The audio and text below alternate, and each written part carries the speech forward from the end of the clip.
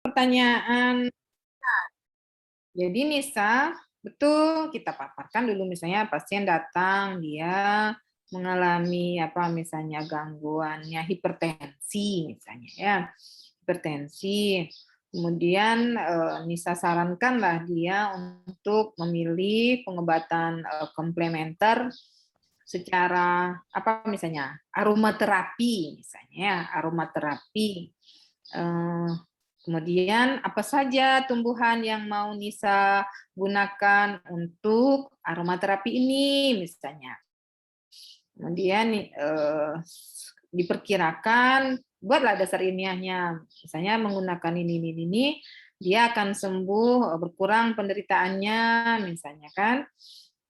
Kemudian baru buat tentang aromaterapi itu apa, kemudian apa dasar ilmiahnya, siapa-siapa saja yang sudah meneliti tentang metode pengobatan ini, ya apa saja tumbuhan yang biasa digunakan untuk aromaterapi, misalnya penyakit apa saja yang sudah diobati dengan aromaterapi, kemudian mekanisme pengobatan seperti apa yang diasumsikan untuk pengobatan penyakit dengan metode aromaterapi.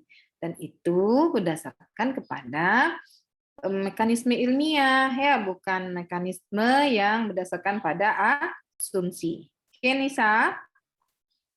Dan itu jelas rujukannya ya, Nisa. Misalnya Nisa katakan, dia mekanismenya adalah bahwa misalnya dengan pemberian aroma misalnya minyak-minyak atsiri dari tumbuhan tertentu misalnya dia mengandung apalah sehingga mungkin menimbulkan perbaikan di sistem sarafnya misalnya sehingga kalau hipertensi kan ada juga tuh kaitannya dengan adrenalin segala macam kan begitu. Nah, kaitkan demikian. Siapa yang menyatakan demikian? Buat citasinya ya, rujuk ini loh Bu yang mengatakan begitu. Ya, dan itu dijadikan ke referensi di bawah literatur. Maka Ibu buat minimal referensi kita itu 3 sampai 5. Harapannya lebih banyak kita membaca, tentu akan lebih banyak dapat referensi. Begitu kira-kira Nisa. Baik Bu, terima kasih Bu. Oke. Semoga dengan cara begini lebih kaya ya Nisa dan teman-teman dengan pengetahuan daripada dari Ibu. Ibu mungkin ya hanya apa yang Ibu baca saja. Kalau Ibu serahkan kepada 144 mahasiswa Ibu mencari bahannya, literaturnya, itu mungkin kita semua akan lebih terkayakan dengan informasi. Oke? Karena obat komplementer ini dia cukup berkembang. Enggak terlalu ilmu baku dia, ya kan? Banyak bisa kita telusuri apa dasar-dasarnya. Oke. Yulia Indri, ada yang mau ditanya?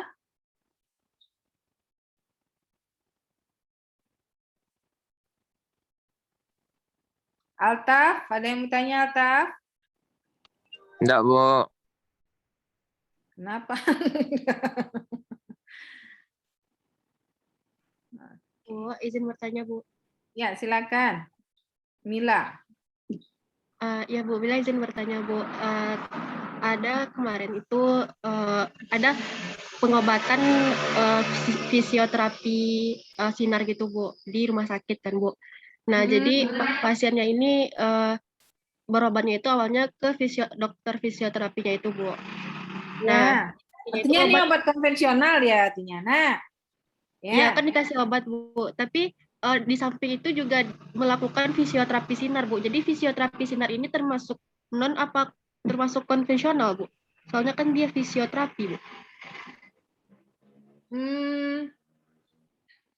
Kalau fisioterapi itu kalau kita lihat di bagian mana dia yang apa Ibu tadi Ibu share screen-nya.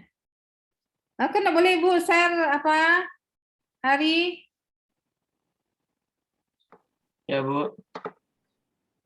Udah bisa, Bu. Oke. kita lihat lagi lah ke definisi si komplementer kita tadi, apa Mila. Sebelum kita menjawab apakah dia masuk ke dalam kategori konvensional kan atau non konvensional, gitu ya Mila? Ya Bu, benar. Jadi yang dikatakan komplementer dan alternatif itu adalah pengobatan atau terapi yang digunakan sebagai tambahan untuk pengobatan konvensional yang direkomendasikan oleh penyelenggara pelayanan kesehatan. Kalau dari definisi ini, artinya fisioterapi masuk ke dalam pengobatan komplementer, ya kan?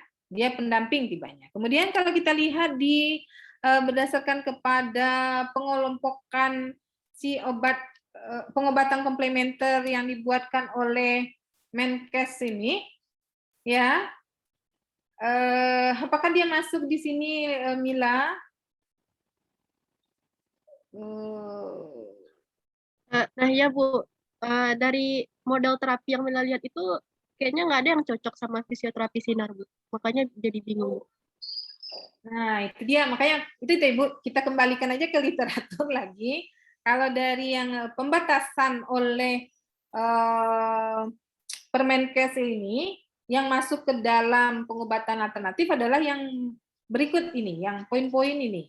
Artinya fisioterapi di sini, apakah dia masuk dalam cara penyembuhan manual? Tidak ada dimasukin fisioterapi di sini.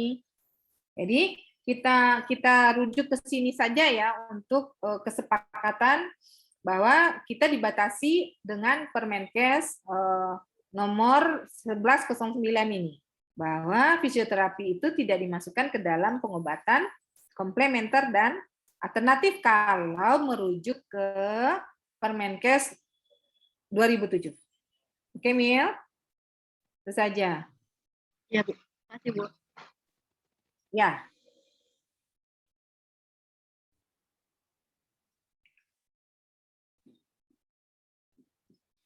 Karena kalau kita lihat siapa itu fisioterapi itu dia sudah ada dasar ilmiah dari awalnya, dia Anak Mila. Kalau yang ini kan awalnya hanya turun-temurun, kemudian dicoba untuk mencarikan dasar ilmiahnya, sehingga semua itu menjadi bisa diakui pemanfaatannya di dalam menangani masalah kesehatan. Ya ini awalnya kan hanya pengobatan turun-menurun seperti itu, kemudian coba mencarikan apa dasar-dasar ilmiah pembenarannya. Begitu.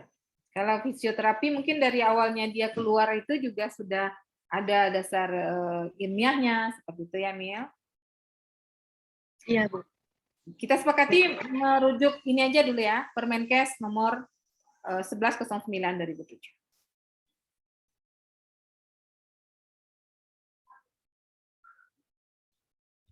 Ada lagi?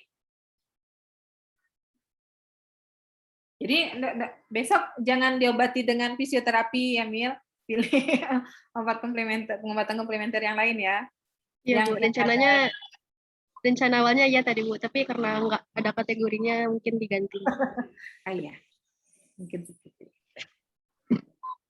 Maksud kita di komplementer ini adalah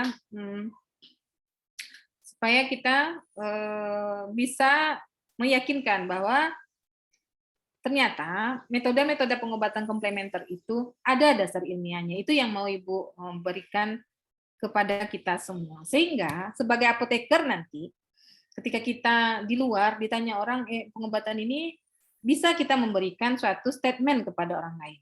Kalau fisioterapi, dokter udah bisa tuh, oh ini bisa Bu, kan begitu. Nggak perlu lagi kita apoteker ini untuk dimintai keterangan, Bu, yoga itu bisa nggak untuk mengobati ini? Nah, kalau kita tidak mempelajarinya, tentu kita tidak bisa memberikan statement kepada orang. Gitu, Mil.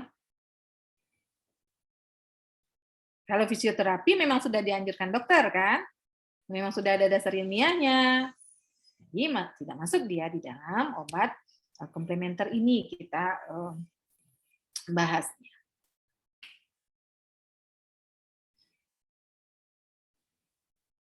Ada lagi? Ini kayaknya udah nggak sabar mau membuat tugas nih ya. Ibu berprasangka baik aja. Serina jadi ketawa, apa dia? Ya begitulah, memang mahasiswa dia memang semangat untuk tugas-tugas seperti ini. Ya, Mil? Ya Bu, seru sepertinya Bu. Coba, amin. Gitu. Hari deal kita, ada yang ditanya? Cukup, Bu. Oh, cukup. Aduh, kita akhiri aja lah lagi. Udah cukup kata si hari deal kita. Cukup, Bu, katanya. Ayolah. Baik. Aduh, terima kasih atas perhatiannya. Silakan membuat tugas. Kalau ada masalah boleh bertanya. Kalian Ibu bilang kalau ada masalah boleh bertanya. Tidak ada satupun yang bertanya, berarti memang tidak ada masalah ya. Termasuk dengan kuliah Fiskim. Padahal sepotong-sepotong kita kuliah ya, sambil bicara terus terputus dia. Ibu bilang kalau ada pertanyaan boleh bertanya. Tapi sampai sekarang tidak ada juga tuh yang bertanya, berarti oke semua ya. Memang alhamdulillah semua bisa dipahami seperti itu. Oke. Nah, Ibu enggak basa-basi, enggak lip service. Kalau memang ada pertanyaan, boleh bertanya di WA. Kalaupun terlambat Ibu menjawab itu karena kegiatan lain, tapi insya Allah akan dijawab. Oke. Ya, terima kasih Ibu akhiri pertemuan kita hari ini. Alhamdulillahirrabbilalamin. Assalamualaikum warahmatullahi wabarakatuh. Waalaikumsalam warahmatullahi wabarakatuh. Terima kasih Bu. Sama-sama. Izin live ya. Hari, makasih sudah siapkan roomnya. Ya, Bu. Sama-sama.